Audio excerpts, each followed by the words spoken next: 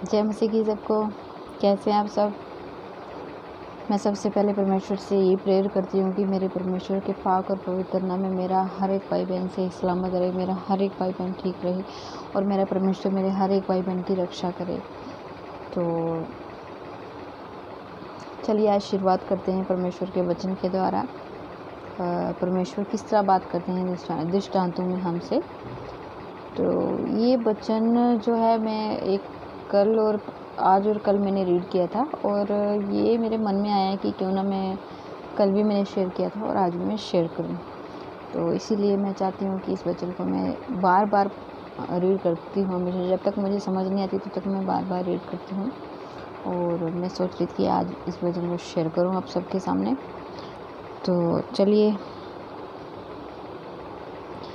परमेश्वर का वचन कहता है, फिर स्वर्ग का राज्य एक व्यापारी के समान है जो अच्छे मोतियों की खोज में था। जब उसे एक बहुमूल्य मोती मिला तो उसने जाकर अपना सब कुछ बेच डाला और उसे मोल लिया। तो दूसरा, यहाँ पे परमेश्वर अपने दृष्टांतों के द्वारा अपने चेलों से बात कर रहे थे। फिर चेले उनसे पूछते भी थे कि परमेश्वर, जब जैसे कि हमको समझ नहीं आती है कि दृष्टांत का मतलब इसमें बहुमूल्य मोतियों के समान क्या है, हमें समझ नहीं आती है। तो धीरे जब हम बार बार पढ़ते हैं तो परमेश्वर हमें उस बात को समझाते भी हैं। दृष्टांतों के द्वारा जो प्रभु ने उस टाइम कही थी वो हमें समझाते भी हैं कि इसका मतलब ये है। तो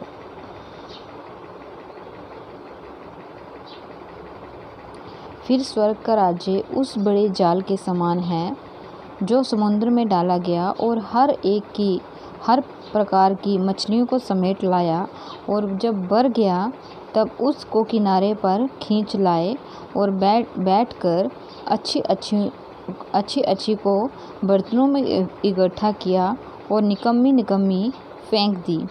जगत के अंत में ऐसा ही होगा। स्वर्गदूत आकर दुष्टों को धर्मियों से अलग करेंगे और उन्हें आग के कुंड में डालेंगे। वहाँ रोना और दांत पीसना होगा। तो यहाँ पर परमेश्वर अपने दृष्टांत के द्वारा जैसे बात करते हैं, तो जैसे जहाँ पे परमेश्वर ने बताया उनसे कि स्वर्ग का राज्य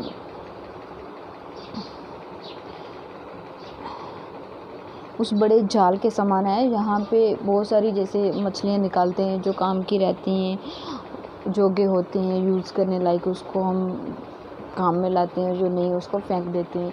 वैसे ही परमेश्वर का वचन हमसे कहता है कि जैसे जब अंत का समय आएगा, परमेश्वर जैसे कि जो परमेश्वर के बेटे बेटियां हैं उनको अलग करेगा और जो दुष्ट जो हैं, बेविचारी, लोभी और बुरे काम करने वाले, उनको अग्निकुंड में डाल दिया जाएगा। इस तरह परमेश्वर अपने दृष्टांतों के द्वारा हमसे बात करते हैं कि जो दुष्ट लोग होते हैं उनका अंत कैसे होगा और जो परमेश्वर की बेटी बेटियां हैं, परमेश्वर के जन हैं, उनका परमेश्वर किस तरह उनको उठाएगा।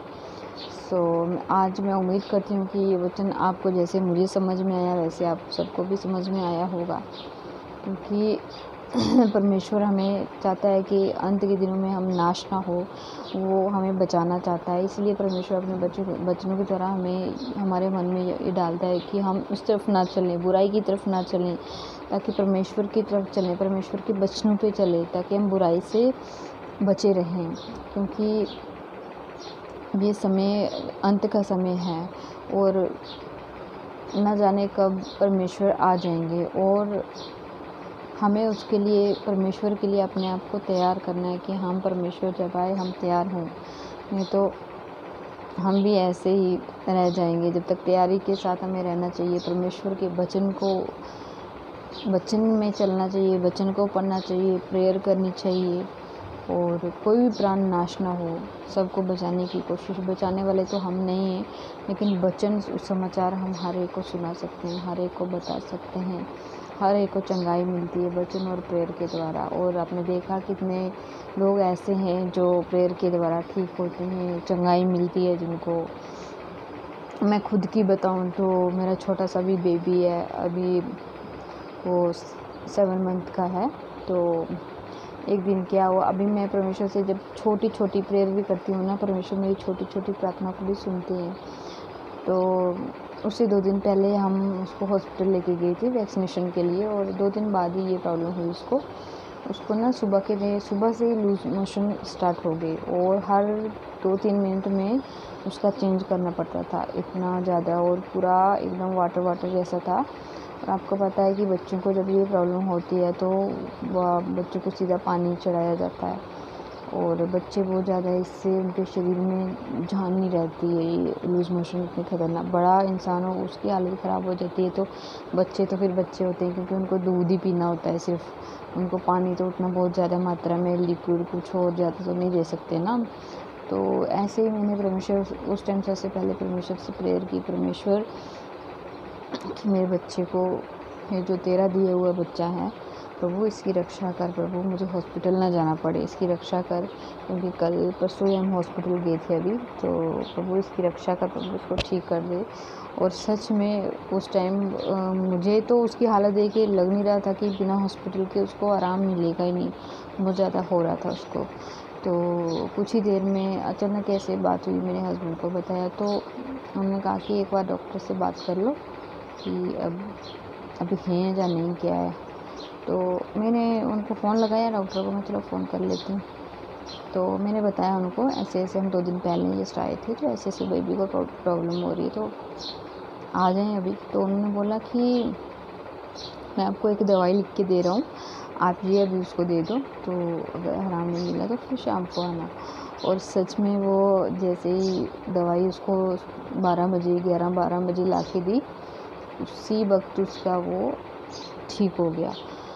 1 से 2 बार उसको मेडिसिन दी, शाम को भी दी हमने, क्योंकि एक बार देने से उसको बहुत, जो हर 2-3 मिनट में वो लूज़ मोशन उसको हो रहा था, वो 1 घंटे 1.5 घंटे के बाद मतलब होने लगा, उसको काफ़ी फ़र्क पड़ गया उसको। फिर दूसरी बार जब दी तो उसको बिल्कुल ठीक हो गया, और मैंने परमेश्वर का बहुत धन्यवाद किया, बहुत शुक्रगुज़ार किया कि परमेश्वर थैंक्स तेरा। परमेश्वर ऐसा नहीं है कि हम परमेश्वर से मांगते हैं तो परमेश्वर हमें देता है।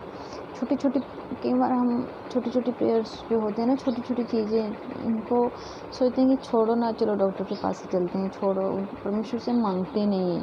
लेकिन जब कभी हम परमेश्वर से मांगते हैं तो परमेश्वर हमारी दुआओं को सुनता है, हमारी छोटी छोटी दुआओं को भी वो सुनता है, छोटी छोटी कामों को भी वो करने वाला परमेश्वर है।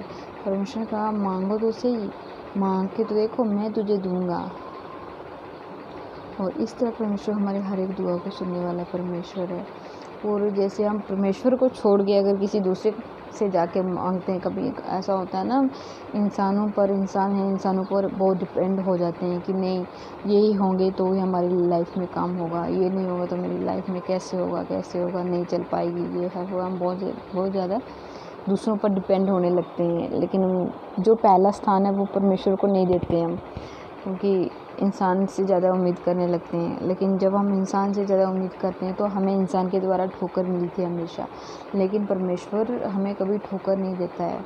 और जब हम इंसान पे ज़्यादा डिपेंड होते हैं तो हमारा जो परमेश्वर है उनको गुस्सा आता है, उनको भी अच्छा नहीं लगता है कि ये दूसरे पे डिपेंड रहे, मुझे छोड़ के दूसरे पे डिपेंड रहें। इसलिए परमेश्वर चाहता है कि मेरे बेटे बेटियाँ हमेशा, मेरे बच्चे मेरे पास आए मांगने के लिए, मैं उन्हें हर एक चीज़ दूँगा, मैं उनकी हर एक दुआ सुनूँगा, क्योंकि वो मेरे पास आए तो सही, मांग के तो देखें कि कितना दयालु परमेश्वर हूँ मैं उनका। तो हम मांगते नहीं हैं, कई बार मांगते नहीं हैं, इसीलिए पर हमें मिलता नहीं है। और कभी कभी ऐसा होता है ना कि हम कुछ मांगते हैं जो हमारे लिए ठीक नहीं होता है, तो वो हमें परमेश्वर पर ही छोड़ देना चाहिए। परमेश्वर अगर ये चीज़ मेरे लिए सही है तो मुझे मिले, अगर ये चीज़ मेरे लिए सही नहीं है तो आपकी इच्छा और मर्जी पूरी हो। तो परमेश्वर अपनी इच्छा के अनुसार जो हमारे लिए चीज़ अच्छी नहीं होगी ना, वो हमें परमेश्वर नहीं देगा।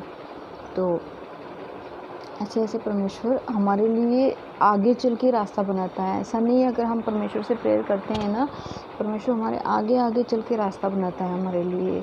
तो हमें अपने ऊपर ज़रा भी चिंता करने की ज़रूरत नहीं है, हमें बोझ में दबने की ज़रूरत नहीं है, हमें अपना बोझ परमेश्वर पर ही डाल देना चाहिए। तो इसीलिए मैं आप सबसे ये कहती हूँ कि परमेश्वर पर हमेशा डिपेंड रहिए, हमेशा परमेश्वर पर ही निर्भर रहिए। क्योंकि जो स्थान परमेश्वर का है वो परमेश्वर को ही मिलना चाहिए। और अगर इंसानों से हम बहुत ज़्यादा उम्मीद लगाएंगे तो फिर हम टूटेंगे, हमें वो शांति और वो सुकून कभी नहीं मिलेगा। कुछ पल के लिए आपको खुशी मिलेगी, लेकिन वो कुछ टाइम की खुशी मिलेगी, उसके बाद आपका फिर वही टेंशन, फिर वही डिप्रेशन, कई तरह के वही इरिटेशन, बहुत सारा कुछ होता है। तो ये था आज का परमेश्वर का कलाम, और परमेश्वर का वचन आप सबको बहुत बहुत बरकत दे। मेरा परमेश्वर अपने वचन के द्वारा आपको ब्लेस करे और आप सबके मनों में डाले ये वचन, और वचन का बीज आपके मनों में, हृदय में बोया जाए और फलवंत हो। चलिए इसी के साथ हम छोटी सी प्रेयर करते हैं और आज का दिन को परमेश्वर के पाक और पवित्र हाथों में सपोर्ट करते हैं। सो धन्यवाद मेरे पिता परमेश्वर, धन्यवाद मेरे यीशु नासरी जी, देव सुंदर समय के लिए प्रभु जी, इन सांसों के लिए प्रभु जी। मैं दुआ करती हूँ जितने मेरे भाई बहन इस समय सुन रहे हैं, देख रहे हैं प्रभु, जो नहीं भी सुन रहे हैं, जो नहीं भी देख रहे हैं प्रभु, हर एक की रक्षा कर, हर एक की बीमारियों से छुड़ा मेरे परमेश्वर। किसी का कैंसर, डायबिटीज़, BP, हार्ट की प्रॉब्लम, कोई भी प्रॉब्लम हो मेरे परमेश्वर, तो आज हर एक को चंगाई दे मेरे प्रभु। जो अंधे, लंगड़े, कोढ़ी परमेश्वर पिता, तेरे पाक और पवित्र नाम से देखने लगे, तेरे पाक पवित्र नाम से चंगाई पाए मेरे प्रभु। बच्चों की रक्षा कर प्रभु, बच्चों पर अपने पाक कृपा वाला हाथ बनाए रख प्रभु, बच्चों को संभाल के रखे प्रभु। जवानों के लिए मैं स्पेशली दुआ करती हूँ प्रभु जी, जवानों को अकल बुद्धि दीजिए और उन पर अपनी पाक कृपा वाला हाथ में रखे, उन्हें सही रास्ता बताइए प्रभु, और वो सही रास्ते पर चले, तेरे पीछे चलने वाले हो प्रभु। बुरी आदतों और बुरी लतों से उनको छुड़ा मेरे परमेश्वर, और उन्हें छोड़ के वो तेरे पीछे चलने प्रभु जी। मैं बुजुर्गों के लिए इसी के साथ दुआ करती हूँ, बुजुर्गों की रक्षा कीजिए प्रभु, उनको संभाल के रखिए मेरे प्रभु, उनकी रक्षा कीजिए। तो मैं हर एक भाई बहन के लिए यही दुआ करती हूँ मेरे परमेश्वर, हर एक मेरे भाई बहन को बरकत दीजिए मेरे परमेश्वर। अपने पाक कृपा वाला हाथ हम सब पर बनाए रखिए प्रभु जी। मैं अपनी सारी चिंताओं बोझ को आपके पाक और पवित्र हाथों में सपोर्ट करती हूँ मेरे पिता, और मांगते हैं कि पाक और पवित्र यीशु नासरी के पाक और पवित्र और मीठे नाम से। सो मेरी दुआ को सुनिए और कबूल कीजिए पिता परमेश्वर जी, आमीन। मेरे यीशु नासरी, आमीन आमीन।